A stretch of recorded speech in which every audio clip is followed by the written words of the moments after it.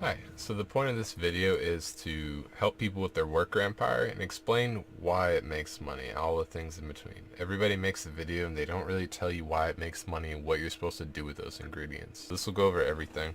I'll try to make it as quick as possible, and I'll try to explain how to do different things, and I'll show you.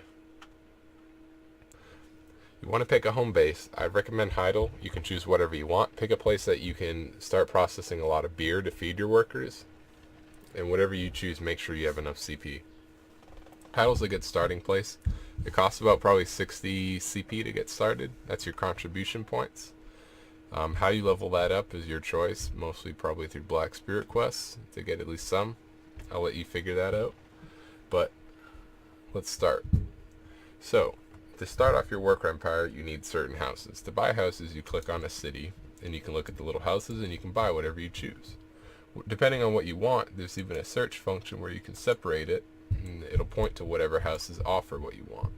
Now, the houses may offer multiple things, but you're going to want to choose whatever you need. Lodging is a particular type of house that lets you hire workers. You're going to need probably 6 workers to, I would say 6 minimum, 8 prefer, and probably up to 12 or 13 for this Heidel city.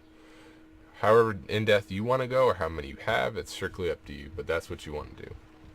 Lodging is the type of house that lets you increase your number of workers. Storage lets you increase the storage space in that city, and you're going to need a good amount because that's where the ingredients go that you gather. And you're going to need at least 1 residence. That's where you can cook. You're going to put down your cooking utensils, and that's where you're going to make your beer.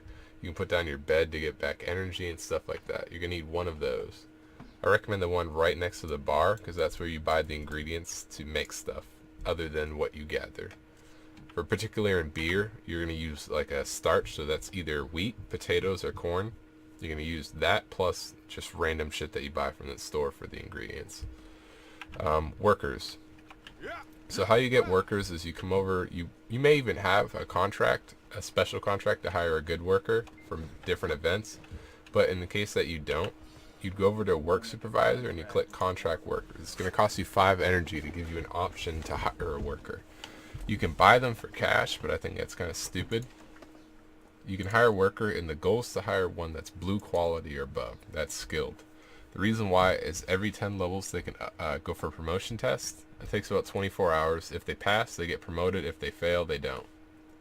You want to try to promote these workers to at least professional on their first try, otherwise fire them. The reason why is you want to have at least 2 free opportunities to go for artisan. That's the real goal. You want all artisan workers. You can also cycle the workers after you see one here for 5 energy until you find one, and you hire them for about 10 grand. Workers. Let's go into more of what type of workers there are. There's 3 main type of workers. There are some new ones that are kind of weird and wonky, but the basic principles are giants are slow. They won't gather you as much, but they're not going to take as much energy. So if you're somebody who's not going to pay attention, you're just grinding, you're doing whatever, and you're just not paying attention. Or if you AFK a lot on this game and you fish and cook and whatever, you probably want giants. I don't recommend it, but that's strictly whatever you want. The next thing are goblins. They're the complete opposite. They work super fast, gather you a lot of shit, but they take a lot of energy. You have to feed them probably every 2 hours, every hour and a half, which isn't that bad. You know, you can go do your full grind until you get bored out of your mind and run out of your XP buffs, and then you can just switch characters and feed them. Or you can even keep beer on that character in a storage, whatever you want to do. The next one is humans. They're in between both of those, and they also have a bonus of luck. What is luck? So if you were to go mine copper ore, there's a chance that you can get powder flame. A human's going to have a much better chance to get that. So you want to put them on those important nodes like that. And that's how you kind of cycle it. Goblins can go on anything else. Giants can go on the shit that you don't really care about. And you can put the humans on that stuff. You'll probably have a mix of all kinds of workers. You don't need to try to min and max them at the beginning here. Just get whatever's blue and try to promote them when you can, which is every 10 levels. When should you fire them? If they fail that first test. And to fire them, you're going to click on the box on the worker and you'll click fired. Likewise, if you want to promote them, there's a double arrow here that you can promote them. Alright, let's go to the nodes. What nodes do you do and why do they make money? To start off, the best node you can get in Heidel is cooking honey. That sells for 1,000 each. If you want to, you can sell it right away for about probably 600 of them a day. You'll make probably 600 something thousand. The whole point of that is to keep it and make the silk tea and the honey tea and all that. I'm sorry, milk tea. And it sells for a ridiculous amount later on. So you want to save that till you're probably professional 7 or 8 cooking when you can make it. It's strictly up to you. If you need money, you can sell it. Pumpkins is for small trading crates. I wouldn't get that. That's if you want to make some trading crates, you can gather that. It's really not needed. I wouldn't get that. So I would say 1 node at Alejandra Farm for the honey. Put a goblin on it if you have one. Your best goblin. Wheat and flax. Wheat is part of the recipe to make your beer. You're going to want to mass produce that as much as possible. That's going to level your cooking up, and the more your cooking is leveled up, the more you can make. So if it makes sense, if you have low level cooking, 1 set of materials makes 1 beer. If you have skilled, it's going to probably make 3 beers. If you have professional, it's going to make probably 4 to 5 beers, and sometimes you make dark beer, which is the rare version of it. And that goes for literally anything in this game. Likewise, flax is something that you burn into flax thread, and then you grind into flax fabric. That levels your processing. That's the same exact thing. The whole point of getting flax is to level your processing up, so you can go and take the ore from the quarries here, and you can turn those into ignits, and you can make more than 1 ignit. You want to make a whole bunch of them. And eventually, when you make enough ignits, you turn them into crates. And when you have good trading, you could sell those crates for a fuck ton. So the whole point of that is to get the quarries, save the ore from them. I'll show you what I have here. I've got a whole bunch of ore saved up because I'm still leveling my processing and all that. Processing, you probably want to wait till Artisan 1 before you see anything special come out of it. So Moretti Plantation pretty much has the same thing. It's got wheat and flax. So you're going to get that. You want to get Costa Farms too. You want to get the cooking honey. You want to get the iron and copper here at the Northern Hydel Quarry. Those are the base minimums. That's going to level up your processing. It's going to level up your cooking. It's going to get you something that's going to make you money in the end. You're going to need to wait a bit. It's going to be an investment. It doesn't really cost you anything to do this, but it's going to give you a lot of money later on. And later on, you're going to need to not save that anymore. Lynch Ranch is another one. Fleece, it's going to be selling for about 1,000 each. You get about 400 of them a day. So with that and honey, you can make a mill a day easily, just selling the materials without even trying. And that's it starting off. But the real goal is to take that. You're going to burn it into knitting yarn and then grind it into wool. And you can sell that. It also levels your processing. Eventually, when your processing gets high enough, that wool, you're going to make a ton of that wool and sell a good amount of it. And you really do want to level up your processing to get those ignits going. The same thing goes with the wood here. It's the same exact idea. You chop it, turn it into planks or plywood, and then if you do a quest chain for life skills, you can turn it into planks to sell a ton. And that's the real goal here, is you're going to get those main nodes around here, mostly to self-sustain yourself with beer.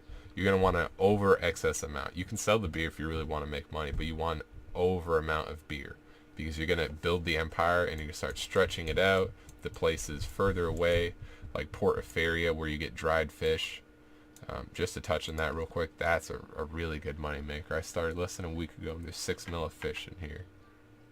And that fish itself, you combine that with meat from like Sheep Mountain, and that makes good feed, and you'll make 30 mil off of the fish that I have just there.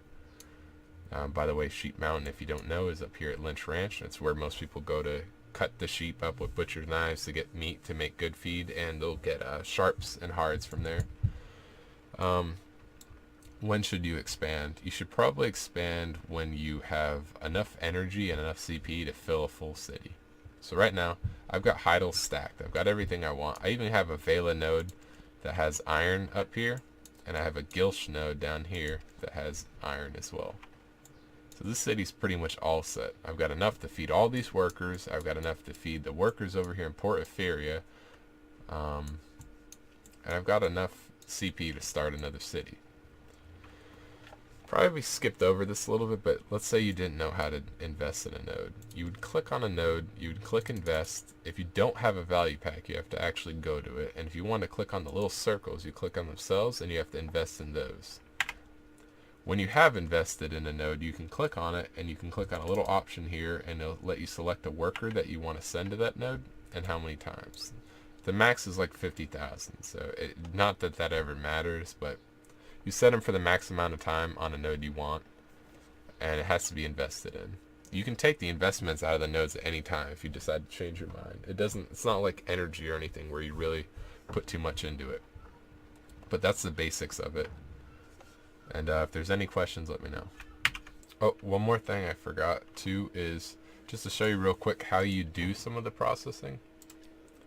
You would press L to get to this production activity. You can click on flax. You can burn it. For wood, you can click on chopping. You can chop it.